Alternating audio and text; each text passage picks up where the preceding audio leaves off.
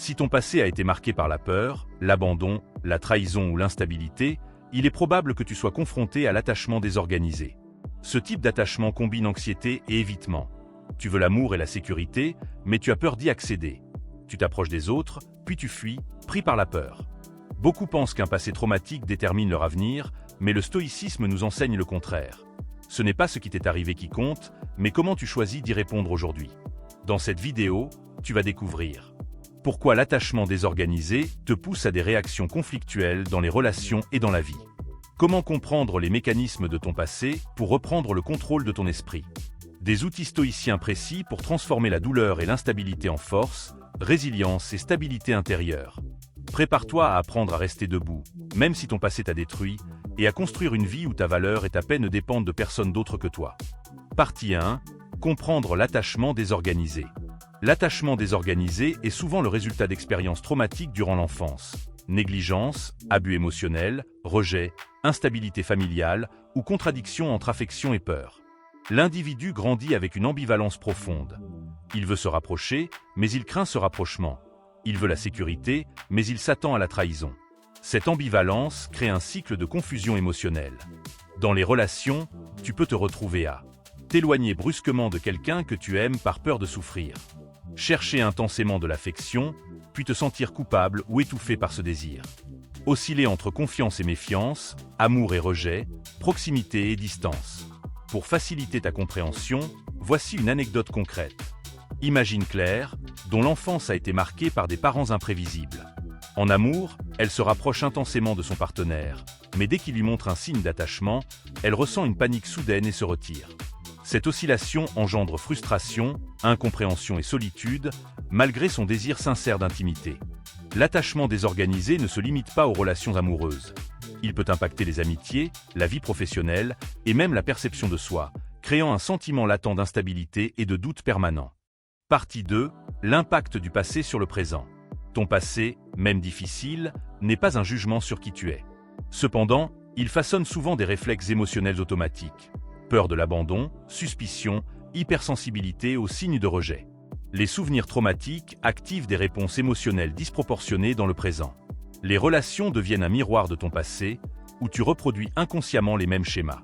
La colère, la jalousie, la méfiance et l'angoisse peuvent sembler incontrôlables, mais ce sont des réactions programmées par ton histoire, pas par ton vrai moi actuel. Pour comprendre, voici une anecdote illustrative. Pierre, victime d'un parent instable, ne peut s'empêcher de se méfier de ses amis proches. Chaque retard ou absence est interprété comme un rejet. Pourtant, en prenant conscience de son passé et en appliquant des principes stoïciens, il apprend à observer ses émotions avant de réagir et à choisir des réponses basées sur la raison plutôt que sur la peur. Comprendre cette dynamique est crucial. Si tu ignores ton passé, tu le répètes. Si tu le comprends, tu peux le transcender. Partie 3. Les principes stoïciens pour transformer l'instabilité en force. Je te propose quelques principes pour pouvoir changer ton instabilité en une vraie force. 1. Rationalisation des pensées automatiques. Les pensées automatiques sont ces réactions mentales rapides, souvent inconscientes, qui surgissent immédiatement face à une situation. Elles ne sont pas réfléchies, elles apparaissent spontanément et influencent directement nos émotions et nos comportements. Par exemple, si quelqu'un ne répond pas à ton message, ta pensée automatique pourrait être « il m'ignore parce qu'il ne m'aime pas ».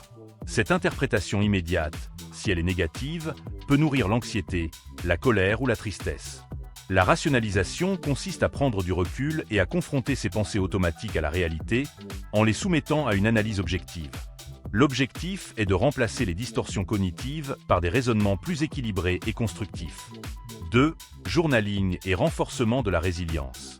Le journaling, ou l'écriture quotidienne, n'est pas simplement un exercice d'introspection, mais un outil puissant qui transforme la manière dont nous comprenons nos émotions et nos réactions. Les stoïciens eux-mêmes, notamment Marc Aurèle dans ses Pensées pour moi-même, utilisaient ce rituel d'écriture pour ordonner leur esprit, clarifier leurs valeurs et se rappeler chaque jour ce qui dépend d'eux et ce qui ne dépend pas d'eux.